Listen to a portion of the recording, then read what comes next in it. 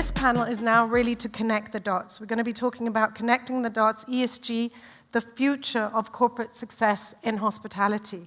And it's really about understanding those interdependencies that we have between people, planet, progress, and corporate performance, and I would like to call it corporate prosperity. So we're going through tough times at the moment. It's volatile economic environment that we're living in, also volatile climate environment that we're living in. How do we, or how does a CEO manage their way through these troubled waters? So let's welcome our panelists. We have obviously Glenn as part of our panel, but we have Gloria Flugscher-Tienemann, we have Marlos Knippenberg, and we have Jörg Böckler. Please welcome on stage.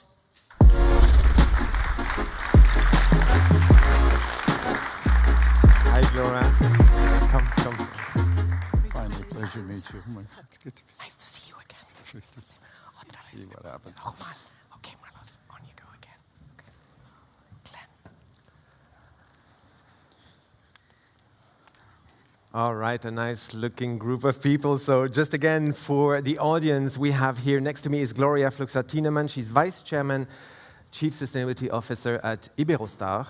Next is Jörg Böckler, CEO, Dorint Hospitality. Next is Marlos Knippenberg, CEO at Curtin Hospitality. Glenn, you know already, CEO of the Sustainable Hospitality Alliance. Welcome, everyone. Let's dive straight into it, if that's okay. And I'll start with you, Gloria, next to me right away. To start with the letter E of ESG, at Iberostar, you have this movement. You call this the wave of change.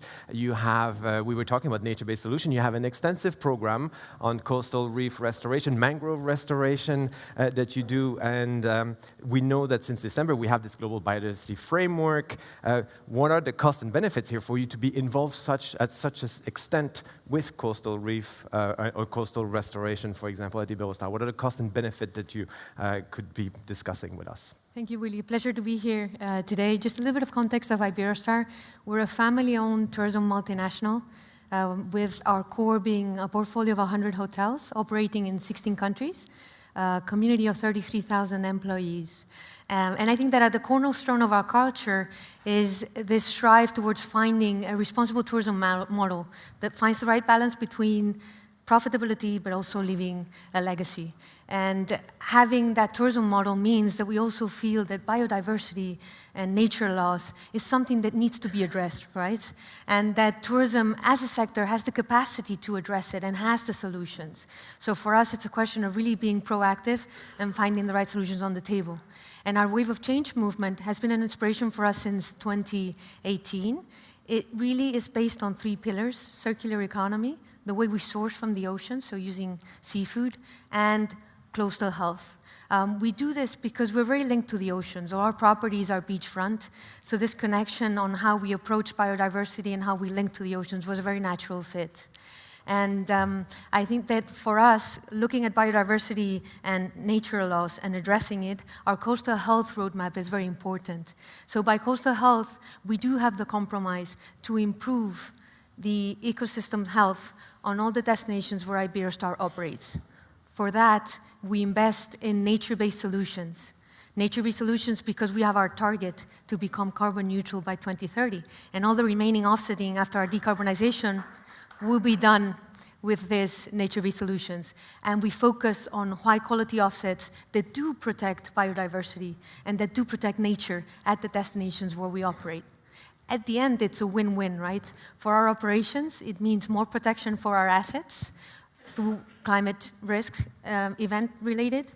For our communities where we operate and at the destinations, we give them alternative livelihoods because we offer community tourism and we involve them in all these programs that we have at the destinations. And for the destinations, it's a win-win because a destination that takes care of its most important assets, which is water and the beaches, it will have a better quality, it will have better ADRs, and will have a better tourism in the long run. And talking about action, what Iberostar has done now in its track record of its last years, we now have 5 coral nurseries in different countries where we operate, 1 state-of-the-art coral lab in our property of Bávaro, where the beaches, where the families, when they go to our beaches and our property in Bávaro, they can enjoy the sun, but they can also see science being done towards focusing on coral restoration. We also have 3 mangrove nurseries with already 15,000 donated mangroves. And in 4 destinations, we have dune restoration programs as well. And as I was mentioning, it's all benefits, because at the end, if you do it, you do protect your assets. We do own our assets, and doing it for the long run does mean certain benefits. Like, for example, the way we relate to our insurance operators, there's a benefit if you do protect. If you invest in coastal health, you're more protected towards climate risks, and hence the benefits do revert. So being in it for the long run does pay off, and it's a benefit to look at biodiversity and nature. Very good. A long way on E, but with plenty of S as well. Yes, absolutely. Which leads me on to another E with you, Jörg. I know you've had various of your properties certified, and you also then moved into some sort of internal textile certifications in 2020. How important is that role of certifications for you at Dorrant, both towards your customer, but actually also the people that work with you inside the company? Interesting question, Xenia. First of all, can I say thank you very much for inviting me over here. Most delighted to be here. Xenia, I used to have a CEO a long time ago who was saying, what you don't measure doesn't get done. And in order to get out of ally sustainability, of greenwashing and all those efforts, we had to put a framework in place. Of course, we do it with the knowledge of hospitality people. So we had to find people who help us with it, and the SHA and the membership in the SHA was fundamental, really, to fast-track what we were doing. Now, in order to measure things and to have a relation to something, we thought we need to have an anchor. And therefore, the anchor is that we actually go through a certification process. Now, as you possibly know from discussions we had in the SHA, and everybody else in the room possibly also knows, there is a wealth of companies who offer the services and offer you to get certified. And we were very unsure who to go with, because we couldn't see where that anchor I was talking about was based. So in the discussion with the SHA, we came to the conclusion we needed somebody who was accredited, and that was quite important. So we were looking for a certification process which was accredited by the GSTC, the Global Sustainable Tourism Council, in order to have a benchmark which looks at regional differences, but has a global sort of framework on top of it. And sadly, there are not many contenders in Germany who actually have that accreditation. So we have moved with a company with that accreditation and implemented the process in our hotels, really bottom up. There's one golden rule, which is the entire sustainability agenda is really on patronage of the C-suite, of the COO and the CEO. And that is important, because everybody in the company needs to understand that we mean it seriously and that greenwashing is not an option. However, putting it into action was pretty much an effort of everybody. So everybody is involved. Regardless of hierarchy levels. So we don't have hierarchy levels in that agenda. And we went through the certification process, and we learn. We learn every day. We get better every day. And that, I think, is possibly what matters. Now, you have been talking about our efforts in linen, in frotte, in workwear. And there we wanted to sort of go circular. It was quite important that whatever design we use is, from a social aspect, work where our people say, well, we love to wear that. Then we wanted to have materials which were 100% sustainable. And we made the effort to have them woven for. We designed them and had them woven. Then we went to manufacture them in a manufacturing plant which would do it in a most sustainable process, in a most sustainable way. Then we introduced it, and we had the concept of how do we get it cleaned and washed. So we then moved to a laundry which has 100% certified biodiverse sort of process. And we are now working on what do we do when the workwear or the bed linen or whatever is at the end of its life. And we now have an upcycling program in place, so our bed linen will become pencils in future, etc. So we look at it really as a circular process. It would not have been possible if we wouldn't have involved all of our employees, our hotel heroes, as we call them. They've made it all possible. That is great to hear. Well done. Thank you. Thank you. Yes, turning on to Malus. Thanks so much, Jörg, for this. Malus, you also have a program called UBU, which stands for United Building a Better Universe. Catchy name. And in there, you talk about the butterfly effect. And we all know the butterfly effect is a chaos theory where small changes in one part of a system largely affect the whole. So can you expand a little bit on that particular aspect of the butterfly effect? And perhaps, are we seeing this as well when we talk about ESG, in fact? Go ahead. Actually, I love how you're connecting the ESG as the dots. I will take one step back. The reason we named our ESG program is simply to make it more accessible. And one of the things to understand, if it is the E or the S, and definitely the G, you need to have a level of intelligence. You need to have a level of education. It's, like Jörg just said, it's really hard to find out what you're supposed to do, where you need to do it, how you can make an impact, etc.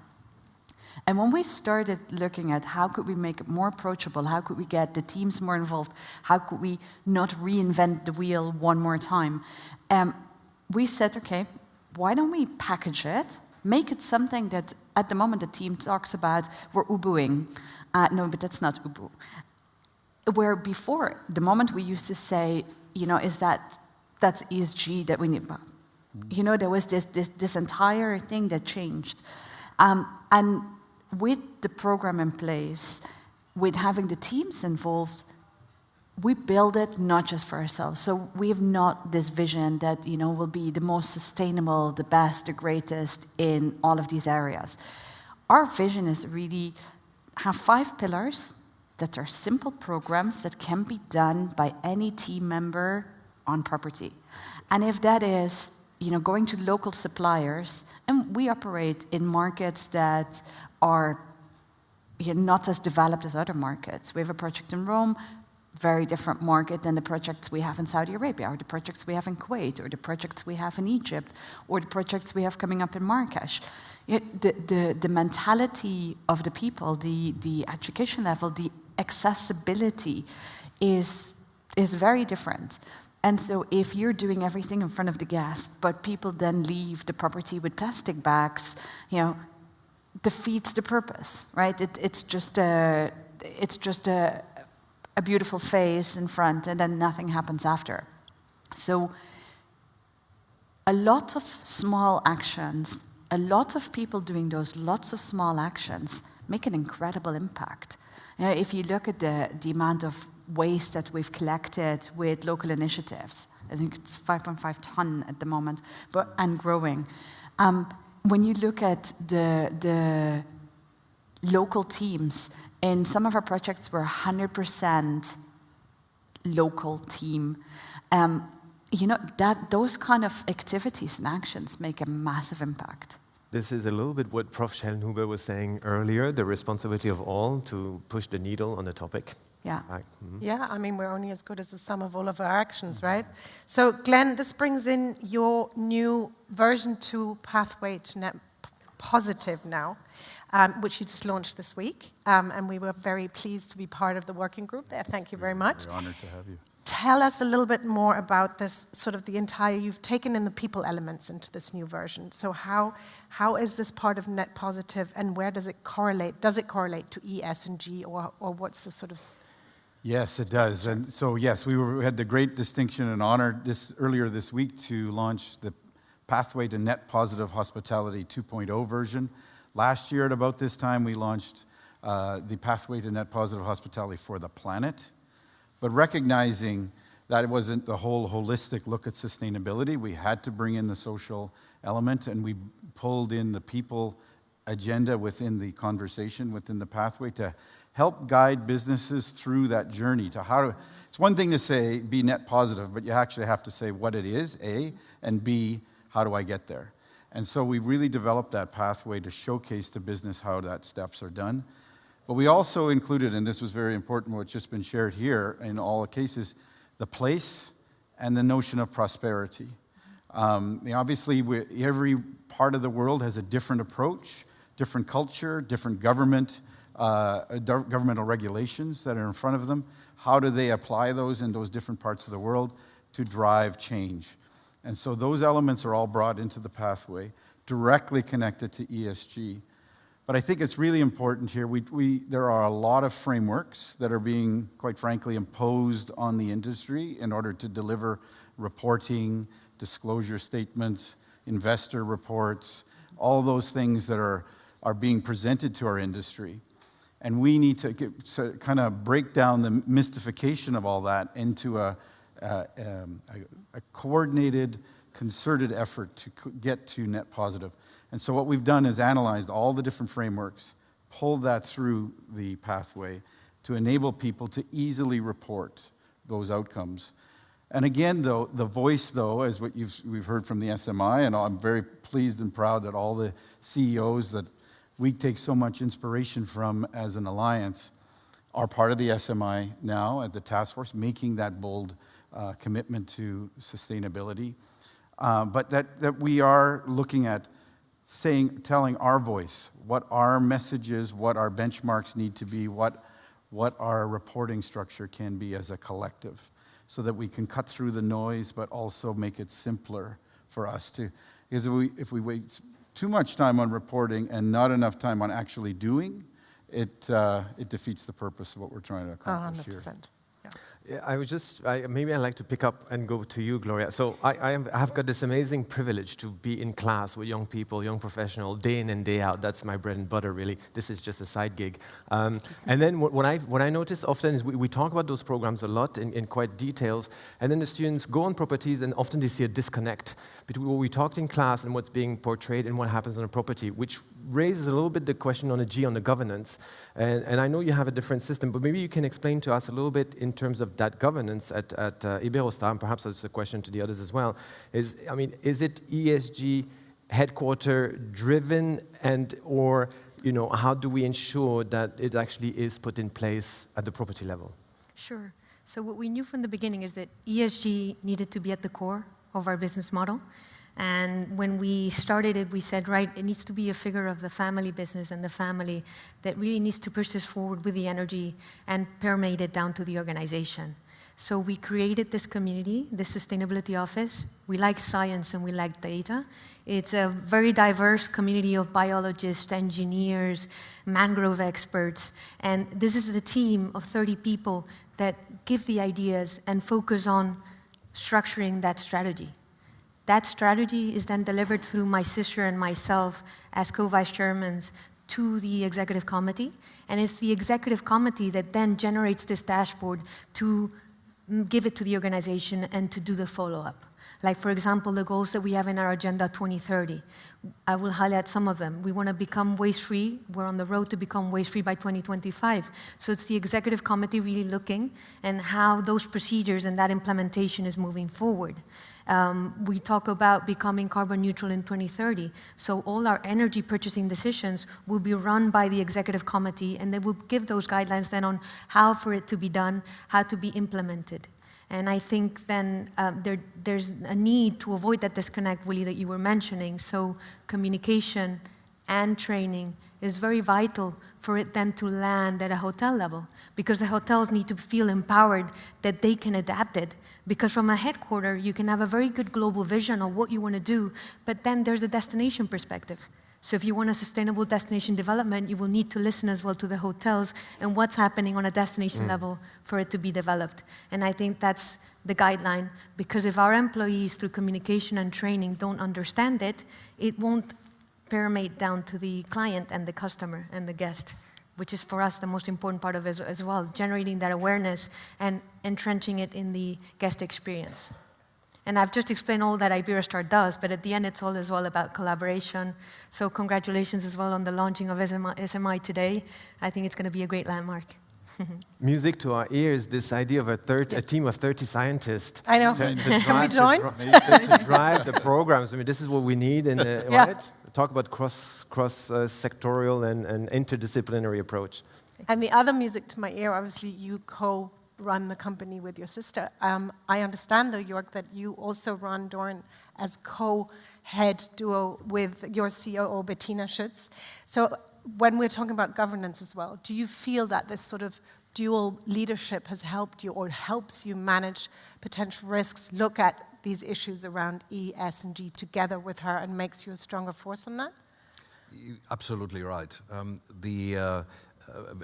When I was listening, I was sort of thinking about our organization, and we have involved every stakeholder in the organization. So we have the Aufsichtsrat, the board, who are involved, the senior leadership is involved, and every employee is involved. And we do it through a framework which we called, this past tense, Green Square Project. And out of that came the Green Square concept. I find it very difficult to pronounce that in English. And we have chosen the square. Why did we do that? Well, the square stands for equality. It stands for a lot of opportunities. And the equality sort of element is we have shared leadership, we have a shared vision, we do things together, we communicate together, we're pretty aligned in what we do, and then equal opportunity on every level to contribute into the system. And it was quite important to convince a board, which is often rather conservative, that this is the right approach to take, that everybody needs to sort of participate and have an effort. Excellent. Good to hear. At Kert, and so let's stick on this a little bit with the young people, if I may. You bet on this Gen Z, am I correct? You bet on a Gen Z to drive that agenda, in fact. Lots of young people on your team. So are you saying that passion and motivation, because this is what we see from this generation that wants to have a change, trumps industry experience and knowledge in that case of ESG? Is that the most important? Right, that passion, that commitment to change, that transformation is actually more important than years of industry experience? Perhaps you can expand a little bit on that. And perhaps also, are there missing skills? Are there missing skills that you see from this generation? I love that. So I'm not going to upset anybody here. But for us, we're changing something, right? For that generation, Gen Z, it's basics in life. It's the way they've grown up. It's a necessity for the future. We're all talking out of experience, and then we're talking about how we're going to make a change in something that we knew how to do for 20 or 25 years. This generation is coming in and saying, are you guys insane? Why would you do this? Why would you take this? Why are you thinking about it like this? And, to your point of, reporting against practicality, because we're so reports driven, right? So much data, etc. There is so much top down, there's so much intelligence, there's so many strategies, certificates, task lists, whatever. There is so many institutions busy and active with governments. And I never believed it, but I understand now that unless it's a rule and it has to be, nobody does it out of free will. With this generation driving it, there is, yes, passion. I still believe that if you have the passion and you have the drive, you can change anything you want. But at the same time, if it is your future, your basics, and you find it normal, you don't have to ask somebody to change. You almost just demand and just look at it and go like, why wouldn't you? You walk into a kitchen and just go like, why would you use all of that plastic? Like, seriously. Where anybody else will think, but they need the plastic because we can't have the Tupperware, and if we have the Tupperware, we need another shelf. And they're not thinking like that. They're just simply coming in and saying, you can't use that. And so that's why, this whole bottom-up approach, this practical, super simple, here's your 10 things to do. If everybody does 10 things, right, the impact of that would be so much greater than talking about 70 things and doing none. And this generation just is able to pick that up. And it's one of the things to talk about, we like Gen Z and we're doing everything for them. If they're not driving it, we're just talking what we think this generation wants and needs. It's the generation itself that can drive it.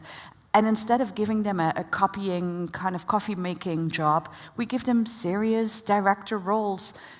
And yes, they don't know everything that we do, but we don't know everything they do. And if you merge that together, my world, it's incredible. And it's really what's driving us so fast forward.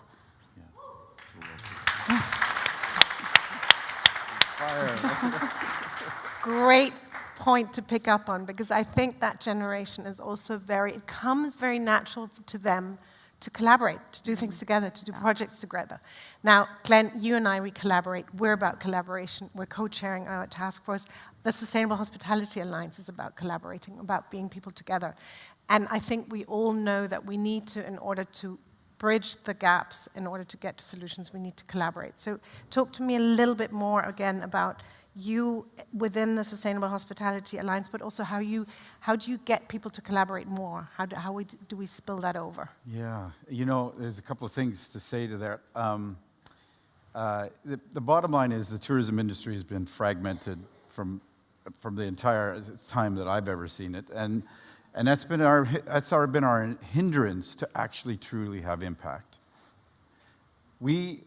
If we don't work together in collaboration in a meaningful way, and I think I draw on some indigenous language from as a Canadian coming to this organization, and they have a thought of Kanukantwa, which is working together both spiritually and mentally.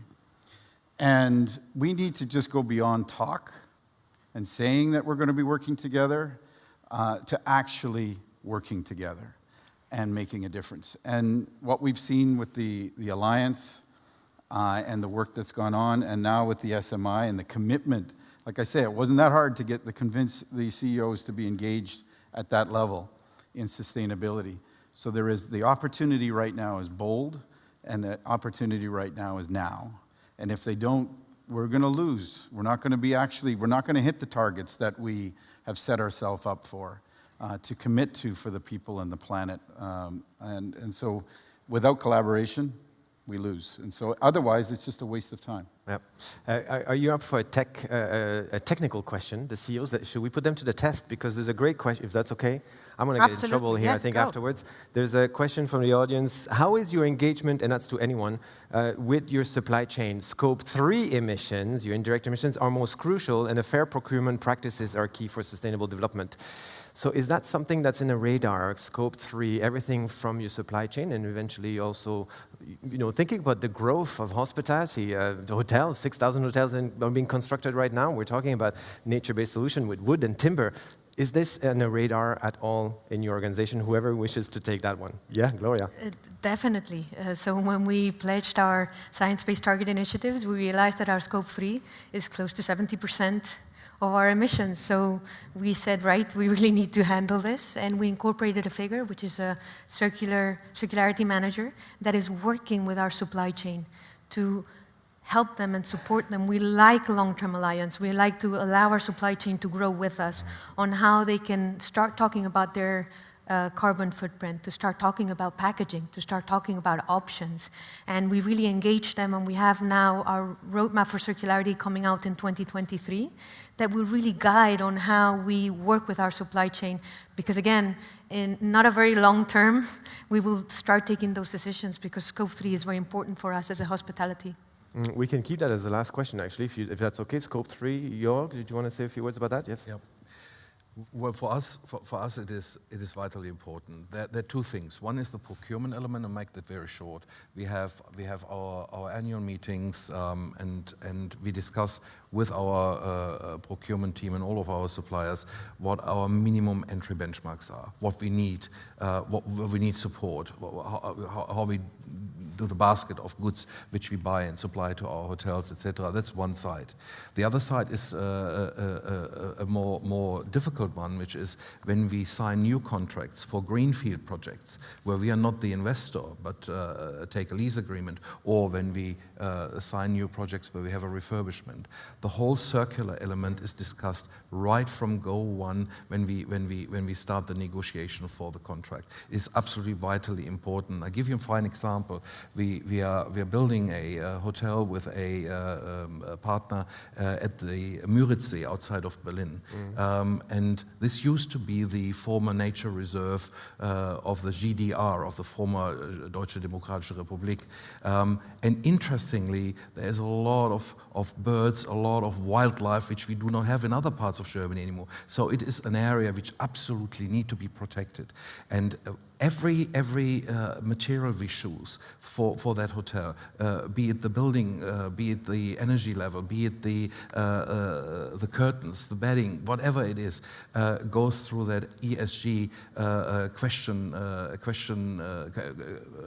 concept, and we see that whatever we do will be circular. So we build it now sustainably, and one day when it needs to go, it can go sustainably, and that's very important. But you need the buy-in of your partners, otherwise it won't work. Correct.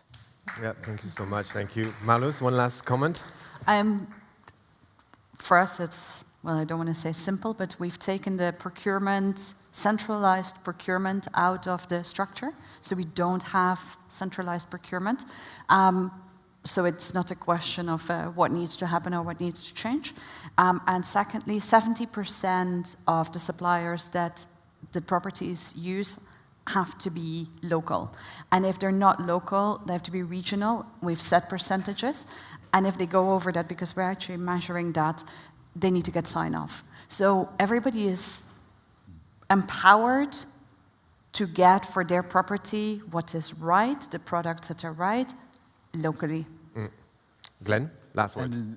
And you know, that's the hospitality industry has the impact more than any other sector in communities. You can see that, and you can see that from what you just heard. We have a carbon measurement, hotel carbon measurement tool. It's the most used in the world.